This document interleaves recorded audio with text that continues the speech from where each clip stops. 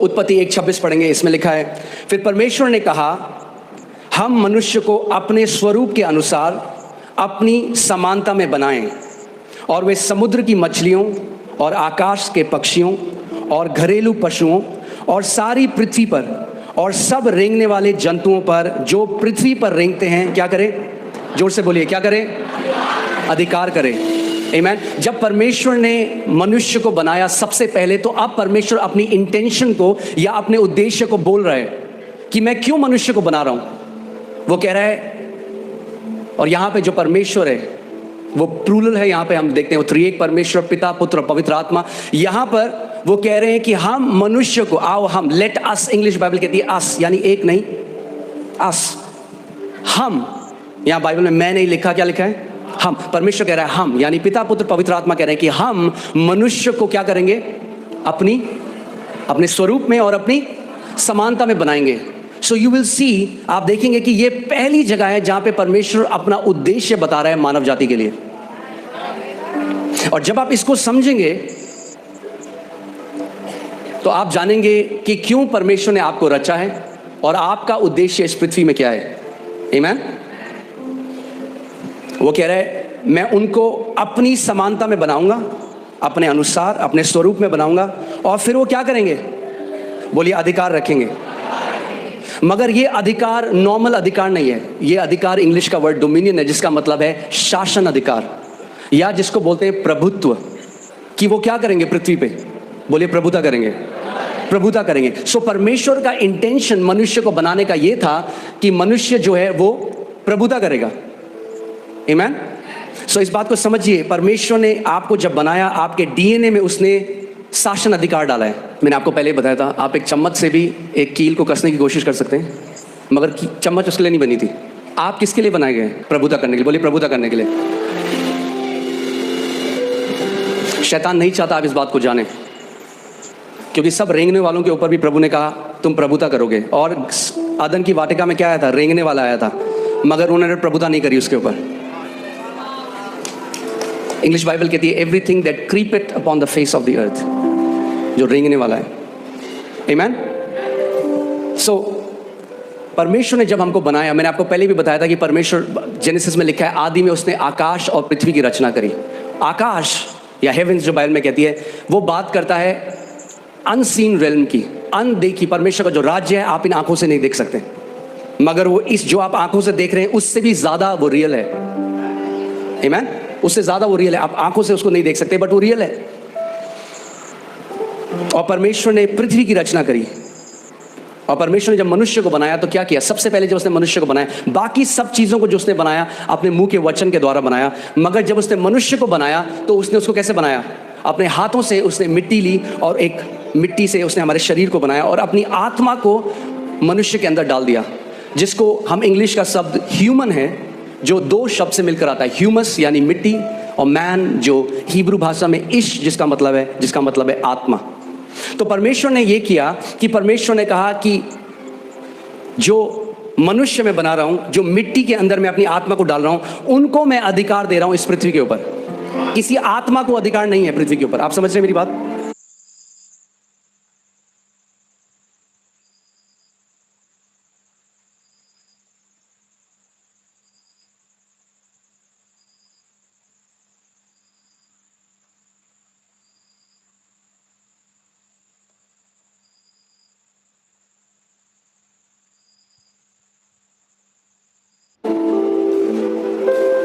किसी भी आत्मा को, और परमेश्वर भी स्वयं आत्मा है। सो जब परमेश्वर ने पृथ्वी मनुष्यों को दी तो वो उस चीज से बाहर आ गया। उसने कहा तुम अधिकार रखो। उसने नहीं कहा हम अधिकार रखेंगे, उसने कहा तुम अधिकार रखो।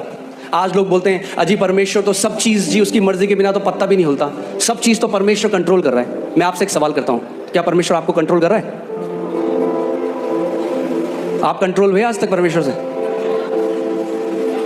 और अगर हम परमेश्वर के कंट्रोल में नहीं है तो कैसे हम कह रहे हैं बाकी सब कुछ वो कंट्रोल कर रहा है? जैसे वो आपको कंट्रोल नहीं कर रहा, वैसे वो किसी को भी कंट्रोल नहीं कर रहा। अगर परमेश्वर कंट्रोल करना चाहता तो मनुष्य को शासन अधिकार देता ही नहीं। उसने शासन अधिकार इसीलिए दिया, उसने बोला तुम कंट्रोल करो पृथ्वी को, मैं तुम्हें अधिकार दे रहा हूं। आमीन। कहेंगे ये जानना क्यों ज़रूरी है? ये जानना बहुत ज़रूरी है। अगर ये आप नहीं जानेंगे, यद्यपि आप पुत्र हैं, एक दास की तरह जीवन को जिएंगे। जो मसीह यीशु ने हमारे लिए मिराज छोड़ी है, जो इतनी महान है, इतनी ग्रेट है, आप कभी उस तक पहुंच नहीं पाएंगे।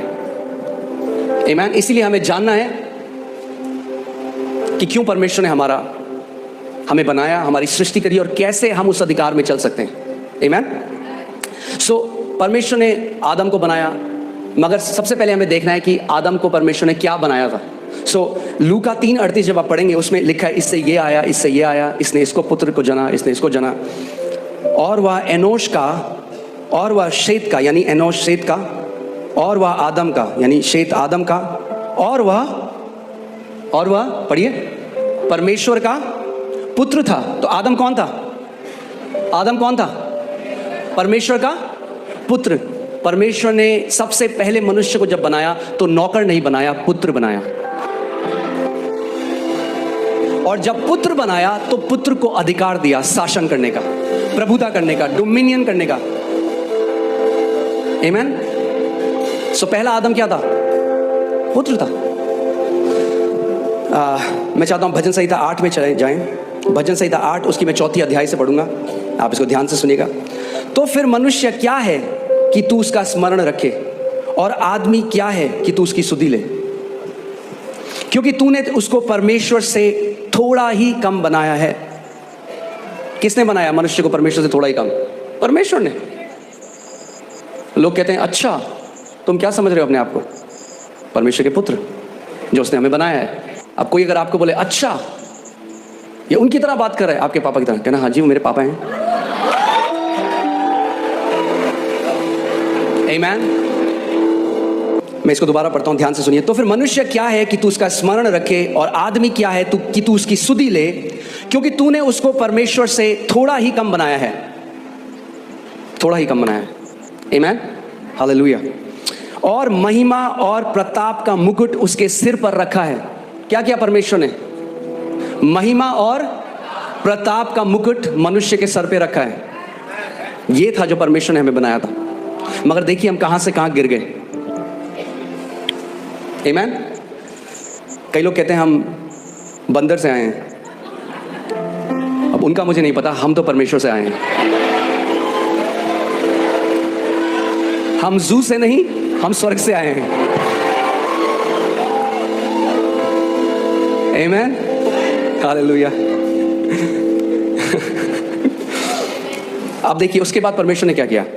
तूने उसे अपने हाथों के कार्यों पर क्या दी है? क्या दी है? बाइबल कह रही है, ये मैंने नहीं लिखा, आपकी बाइबल में भी है कि परमेश्वर ने जब मनुष्य को बनाया तो उसको अपने कामों, अपने हाथों के कामों के ऊपर क्या दी है?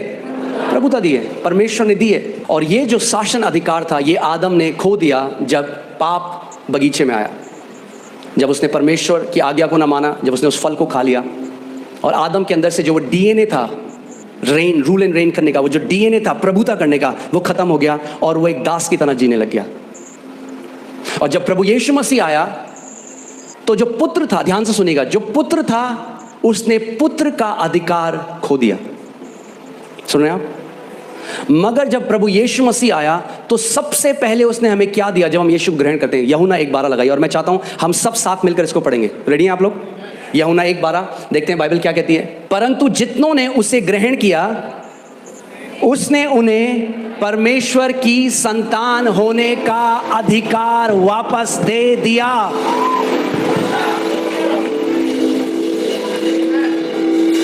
क्या दिया उसने आपको? अगर आपने यीशु को ग्रहण किया तो उसने आपको क्या किया? पुत्र का अधिकार दिया। यानी पुत्रों के लिए अधिकार है यीशु मसीह के नाम में। अगर आप पुत्र हैं तो आपके लिए अधिकार है, और अगर आपके लिए अधिकार है तो परमेश्वर चाहता है कि आप एक अधिकारी की तरह इस दुनिया में जिए। देखो मैंने तुम्हें सांपों को और बिच्छुओं को रौंदने का, हालेलुया, परमेश्वर ने पूरे चर्च को, अपनी देह को, जो परमेश्वर की संतान है, उनको सांपों और बिच्छुओं को रौंदने का अधिकार दे दिया। मगर अगर आपने उस अधिकार को लिया नहीं तो जिंदगी भर दुष्ट आत्माएं आपको फुटबॉल बना के रखेंगे। तो वेट मत करिए डोमिनियन में बढ़ने का, कि जब तक आपको कोई ऐसी न्यूज़ ना आ जाए कि भाई कोई बहुत भयंकर बीमारी हो गई है, अगर हम जुकाम में प्रभुता नहीं कर पाए, छोटे से सरदर्द में प्रभुता नहीं कर पाए, तो बड़े में भी नहीं कर पाएंगे। छोटे से शुरू करना शुरू करिए। छोटा सा पेट में दर्द होता है, जब भी कोई बीमारी आती है ना, उससे पहले बोलते हैं प्रिलिमिनरी, क्या बोलते हैं, ऐसे कुछ बोलते हैं, सिम्टम या तो लक्षण आते हैं। पहले आपको पता लग जाता है कि बुखार आने वाला है, आपके मुझे थोड़ा हरारत हो रही है। वो हरारत है टाइम अधिकार लेने का। वेट मत करो जब 104 हो जाए बुखार होता, बोलो प्रभु तेरे कोड़े खाने से। आपकी फिर से वही उदाहरण दे रहा हूँ, आपके कपड़ों में कोई दाग लग गया या कोई इंक लग गई, उसी टाइम बहते पानी के नीचे जाइए, एकदम निकल जाएगा। उसको छोड़ दीजिए 2 हफ्ते, अब आप रगड़ने, अब बोले यीशु के नाम में, यीशु के नाम में। अगर जैसे ही लक्षण लगे खड़े हो जाओ, बोलो in the name of Jesus, शैतान मैं तुझे अनुमति नहीं देता मेरे शरीर को छूने की। You will not touch my body in Jesus name, out of my body. Amen. उस समय अधिकार लो। अरे पास्टर ज्यादा कुछ, थोड़ा सा थायराइड है, हाँ ठीक है रख लो फिर थोड़ा सा, खाते रहो दवाइयाँ पूरे साल। मैं आपको कंडेम नहीं कर रहा हूँ, प्लीज मेरा हार्ट समझिए। क्यों रखो थोड़ा सा भाई। मैं बोलूँ मैंने आपके लिए बहुत बढ़िया केक बनाया, थोड़ा सा जहर डाला इसमें, थोड़ा सा खा लो। खाओगे आपको? बोलो थोड़ा सा नहीं चलता। मेरी देह पवित्र आत्मा का मंदिर है और कोई बीमारी इसमें उसको महिमा नहीं देती। आप जानते हैं आदन के बगीचे में एक सांप आया था ईव के पास, आज भी आता है आपके पास, मगर अब प्रभु यीशु मसीह ने आपको सांपों को और बिच्छुओं को रौंदने का अधिकार दिया है। बोलो मेरे पास अधिकार है सांपों और बिच्छुओं को रौंदने का।